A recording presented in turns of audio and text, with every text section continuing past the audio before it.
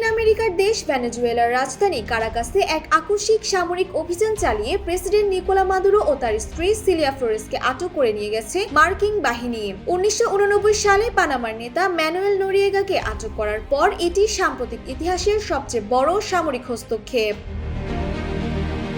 কাতার ভিত্তিক Hamad bin খলিফা বিশ্ববিদ্যালয়ের অধ্যাপক সুলতান বারাকাত এই ঘটনাকে আন্তর্জাতিক আইনের কফিনের শেষ পেরেক হিসেবে বলেছেন। আল জাজিরাকে দেয়া এক সাক্ষাৎকারে তিনি বলেন, যুক্তরাষ্ট্র জোরপূর্বক শাসন ব্যবস্থা পরিবর্তনের যে নজির সৃষ্টি করলো তা বিশ্বজুড়ে চরম বিশৃঙ্খলা ডেকে আনবে। তার মতে এর ফলে চীন বা অন্যান্য পরাশক্তিগুলো ভবিষ্যতে একই ধরনের আগ্রাসনে উৎসাহিত হতে পারে।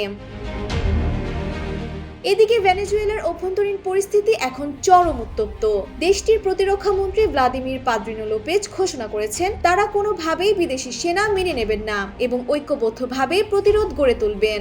দৃঢ় বন্ধনের আস্থায় শক্তিশালী স্টিলের আরেকটি নাম জেডএসআরএম। বর্তমানে ভাইস প্রেসিডেন্ট ডেলসি রদ্রিগেজ এখন থেকে অন্তর্বর্তী প্রেসিডেন্টের দায়িত্ব পালন করবেন বলে রায় দিয়েছেন দেশটির সুপ্রিম কোর্ট।